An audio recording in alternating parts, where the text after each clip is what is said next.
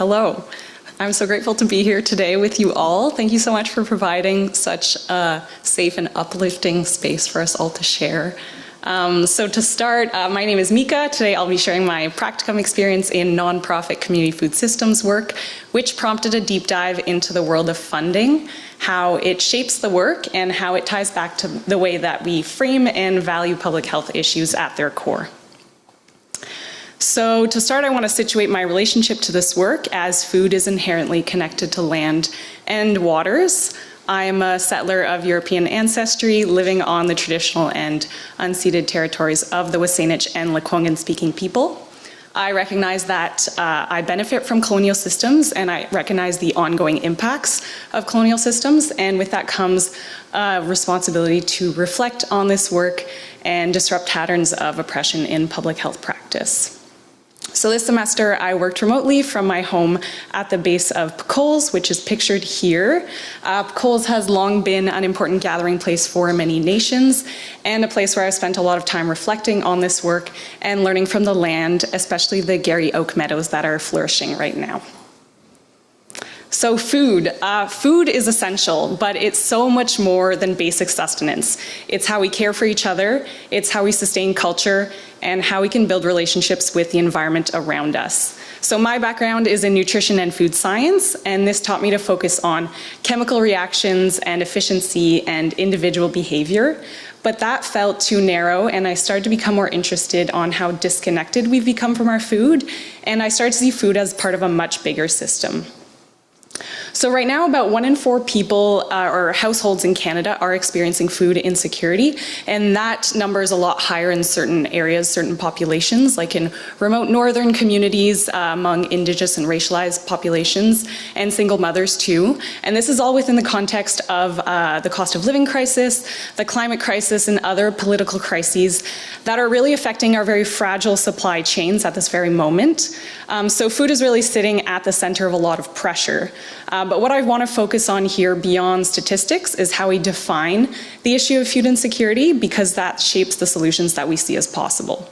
So if we define it as hunger, it becomes individualized, and the default neoliberal response here is food banks, which Jess talked about a bit yesterday. So what started as emergency food support in the 80s has over time become a long-term Band-Aid solution for a systemic problem. But if we shift the questions to ask who is lining up for food and why, and what kind of food is being given out, then the conversation starts to change, and now we're venturing into the realm of food justice. So we're talking about power over labor, over income, over land, and this pushes us beyond the easy charity-based responses and towards questions of equity and self-determination. And that means recognizing how food insecurity is shaped by deeper systems of power, including systemic racism and corporate concentration of power in the industrial food system.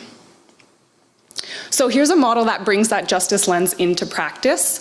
Dignified food access is a rights-based approach that means having agency over your food, reducing stigma, and creating spaces that feel welcoming and culturally relevant. Think community kitchens, community gardens, school food programs, and voucher-based or sliding scale markets. And it also brings in things like collaboration and advocacy for systemic change. So for my practicum, I got to see these ideas in action at the Public Health Association of BC, or PHABC, which is a provincial level nonprofit. I worked across 3 teams in the food systems division, including Rise Up, which is a youth volunteer program, Farm to School BC, which delivers grants and education to support school gardens and other food-related activities, and Community Food Systems Development, or CFSD, which involves research and grant making in collaboration with Food Banks BC. And so this variety gave me a systems level view of how PHABC operates to support its vision of fostering a fair and healthy BC for all, and how it functions as an intermediary by moving resources between funders and communities to support program delivery. So the food systems transformation framework has helped guide a lot of the work at PHABC. It refers to the efforts being made to transform mainstream food systems to be more just, equitable, sustainable, and resilient. And it sees community food systems work, or community food work, as complex and evolving systems that are often working across many stages or many entry points, from seeding capacity to germinating networks, rooting knowledge, and growing collective action. Now, I kept wondering what actually makes this kind of transformation possible. And it's come up in a few presentations. And the thing I kept coming back to through this work is funding models and how a lot of nonprofits are constrained by the omnipresent short-term grants. And this is not just in food systems work. So organizations are often competing for the same pots of funding. They're duplicating services. There's a lack of communication. They're cycling through constant grant applications, which creates burnout and instability, and this limits long-term planning and advocacy work. But this isn't just a practical challenge. Grant-based funding models reflect a much bigger dynamic called the nonprofit industrial complex. And so this is basically a system of relationships between nonprofits and their funders, like government or foundations, that can reinforce the status quo instead of driving social change. And so some organizations take part in this willingly, but many are in survival mode, just trying to meet immediate needs, and they get funneled into these bureaucratic programs, which can uphold power structures, manage dissent, and depoliticize hunger. And so over time, this dynamic of austerity lets governments off the hook, avoid accountability, and communities take on more of the work, sometimes acting more like an extension of the state, running programs instead of actually shaping priorities. And so grant-based funding models keep the work project-based and output-driven, like counting the number of meals served or the pounds of food grown, while the process, the deeper relationship work, the building, capacity building, often goes unseen. And so overall, the system often ends up reproducing the very conditions it's trying to address. And there are equity implications, with rural, remote, racialized, and Indigenous communities often facing the biggest barriers to funding, while being the most affected by food insecurity and other public health issues. So within this context, what I saw at PHABC was a shift away from this. I saw an embodiment of our core competencies in public health, like equity and social justice, advocacy, and collaboration. And this showed up in how programs were designed and funded, which PHABC did within the context of the nonprofit industrial complex itself as an intermediary in funding delivery. So this diagram comes from some grant data analysis that I supported during my practicum through CFSD. So there was a lot of flexibility in grant making. This all happened in northern BC. And that flexibility allowed for a wide range of initiatives to be funded, like getting local salmon in school meal programs, or even a podcast. So that really shifted power to communities in determining their priorities. Reporting showed transformation across infrastructure, capacity, relationships, power, and access on the left there, moving from ad hoc, strained, fragmented, and top-down approaches towards more sustainable, connected, and community-led systems with local and culturally relevant food being more embedded in communities. And so the focus here wasn't just on giving out funding, but on how it was delivered.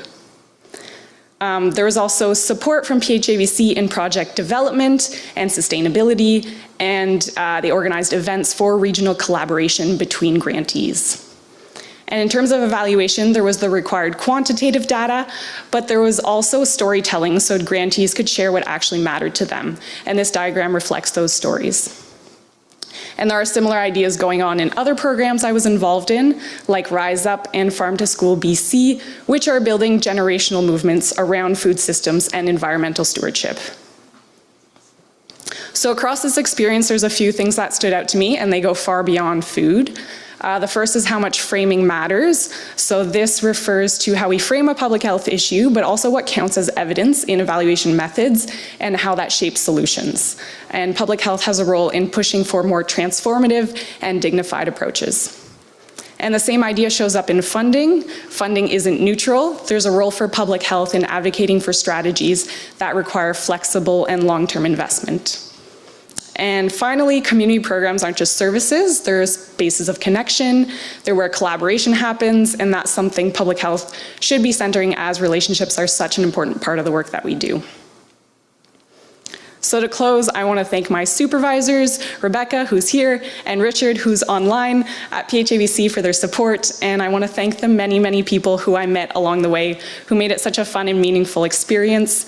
And thank you to Jeff for encouraging critical reflection, and to Colin, my partner, who's here. And before I wrap up, I just want to share this podcast that I mentioned briefly earlier. It's one of the initiatives that was funded by PHABC. It's based in Smithers, and it just came out this month. It's called Tempest in the Stock Pot. There's a lot of great conversations with a variety of food actors all around food justice and equity, and I highly recommend. The QR code should take you there. And you don't need any apps. It's free.